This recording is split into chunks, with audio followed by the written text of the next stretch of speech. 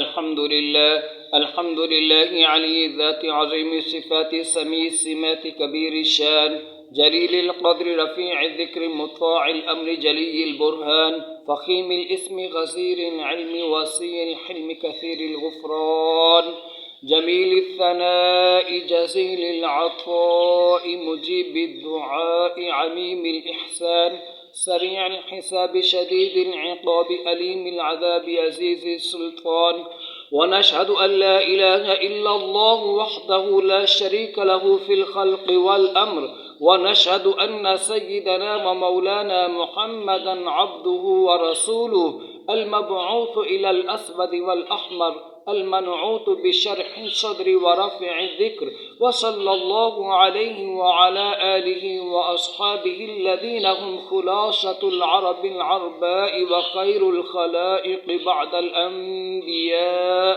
أما بعد السلام عليكم ورحمة الله وبركاته.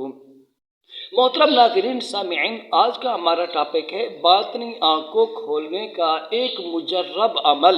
دوستو، ہر عامل کی خواہش ہوتی ہے کہ میری باطنی آنکھ کھل جائے، لیکن دوستو آپ نے دیکھا ہوگا کہ سینکڑوں ہزاروں عاملین میں سے چند عاملین آپ کو ایسے ملیں گے جن کی باطنی آنکھ کھلی ہوتی ہے. اکثر عاملین کی باطنی آنکھ کھلی نہیں ہوتی. پہلے دور کے اندر دوستو جو اللہ والے ہوتے تھے ان کی باطنی آنکھ کھل جاتی تھی، وہ بھی محنتیں ریاضتیں کرتے تھے، لیکن دوستو وہ اپنی نگاہوں کی حفاظت کیا کرتے تھے، اپنے کانوں کی حفاظت کیا کرتے تھے، اپنی زبان کو پاکیزہ رکھا کرتے تھے، اپنے پیٹ کی، اپنی شرمگاہ کی وہ حفاظت کیا کرتے تھے، اور اللہ رب العالمین کی پاک ذات کے ساتھ ان کا زیادہ لگاؤ ہوتا تھا. پھر وہ دوستو صاحب کشف بن جاتے تھے. آج کل دوستو ہم لوگ گناہوں کے اندر لت پت رہتے ہیں، ٹھیک ہے، روحانیت نام کی کوئی چیز ہم میں پائی ہی نہیں جاتی، بہت کم دوستو. اسی وجہ سے ہماری باطنی آنکھ دوستو نہیں کھلتی ہے. اگر انسان کوشش کرے، صحیح طریقے سے کوشش کرے، اپنی نگاہوں کی حفاظت کرے، اپنی زبان کی حفاظت کرے، اپنے کانوں کی، اپنی شرمگاہ کی، اپنے پیٹ کی حفاظت کرے، پھر دوستو یہی اعمال کرے تو پھر انشاءاللہ ثم انشاءاللہ 100% اس کی باطنی آنکھ کھل پائے گی دوستو. پھر عامل کامل بن جائے گا اور دوستو صاحب کشف بھی بن جائے گا. تو یہی چیز ہے دوستو، جب گناہوں میں لت پت رہے تو پھر وہ کشف بھی چلا جاتا ہے، روحانیت اندر رہتی نہیں ہے، پھر باطنی آنکھ دوستو کیسے کھل پائے گی؟ تو دوستو اپنی نگاہوں کی حفاظت، نامحرم پر نہ پڑے دوستو نگاہ، وگرنہ اس سے روحانیت متاثر ہوتی ہے. زبان کی حفاظت، زبان سے جھوٹ مت بولے، چغل خوری، غیبت، گالی گلوچ، فضول باتیں، ان سب سے پرہیز. اور آپ کی جو زبان ہے دوستو درود شریف کے ساتھ معطر ہے، اللہ رب العالمین کے ذکر کے ساتھ دوستو، قرآن مجید فرقان حمید کی تلاوت کے ساتھ آپ کی زبان معطر ہے. تو آپ اپنی زبان کی بھی دوستو حفاظت رکھیں، اپنے کانوں کی بھی حفاظت رکھیں کہ کسی کی غیبت نہ سنیں، جھوٹ نہ سنیں، گناہوں کی چیزیں بالکل نہ سنیں، گانے باجے ان سب چیزوں سے اجتناب کریں. اپنے پیٹ کی بھی حفاظت کریں کہ اس میں حلال کا لقمہ جائے، حرام کا لقمہ اس میں نہ جائے، اور اپنے شرمگاہ کی بھی حفاظت کریں. تو دوستو خلاصہ یہ ہوا کہ آپ اپنے اندر تقوی پیدا کریں. بنیادی چیز باطنی آنکھ کھولنے کے اندر دوستو تقوی ہے. جس عامل کے اندر، جس پیر کے اندر تقوی ہوتا ہے نا، تقوی طہارت، تو دوستو اس کی باطنی آنکھ کھل جاتی ہے. اور آج کل عاملین کے اندر تو دوستو تقوی والی صفات بہت کم ہی پائی جاتی ہیں، نہ ہونے کے برابر. تو دوستو اپنے آپ کو پرہیزگار بناؤ، پھر ان اعمال کا آپ اثر دیکھو. پہلے دور کے عاملین ہوتے تھے، وہ بھی یہی اعمال پڑھتے تھے جو ہم پڑھتے ہیں، لیکن ان کی روحانی قوت طاقت کتنی زیادہ ہوتی تھی، کتنی زیادہ ان کے اندر روحانیت ہوتی تھی. تو وہ اسی وجہ سے ہوتی تھی کہ وہ متقی پرہیزگار ہوا کرتے تھے.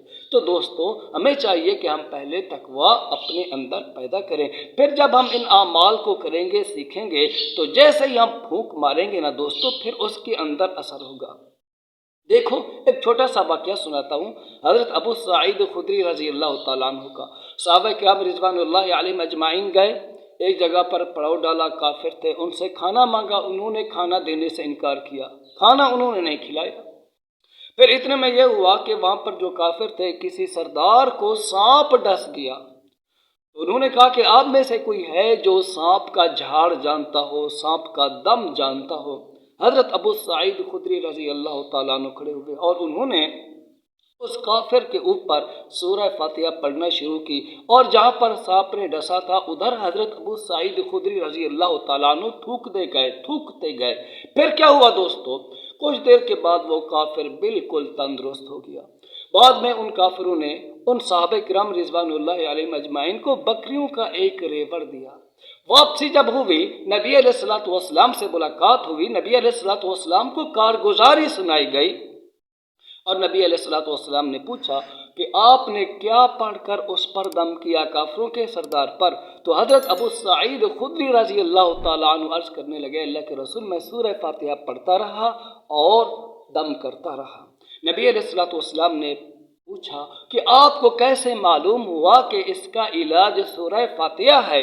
حضرت ابو سعید خدری رضی اللہ تعالیٰ عنہ عرض کرنے لگے، اللہ کے رسول ہم نے آپ کی زبان سے سنا ہے کہ سورہ فاتحہ میں ہر بیماری کی شفا ہے، تو اسی وجہ سے میں سورہ فاتحہ پڑھتا رہا، دم کرتا رہا، اللہ نے اسے شفا دے دی۔ پھر انہوں نے بکریوں کا ریوڑ دے دیا۔ تو دوستو کہنے کا مقصد یہ ہے کہ ان حضرات نے بھی کوئی ریاضتیں نہیں کی، کوئی یہ چلے وغیرہ نہیں کاٹے تھے۔ کیا تھا؟ روحانیت، تقویٰ، طہارت، اللہ رب العالمین کے ساتھ کامل تعلق تھا ان حضرات کا، تو ان کی زبان کے اندر دوستو دیکھو کتنی تاثیر تھی۔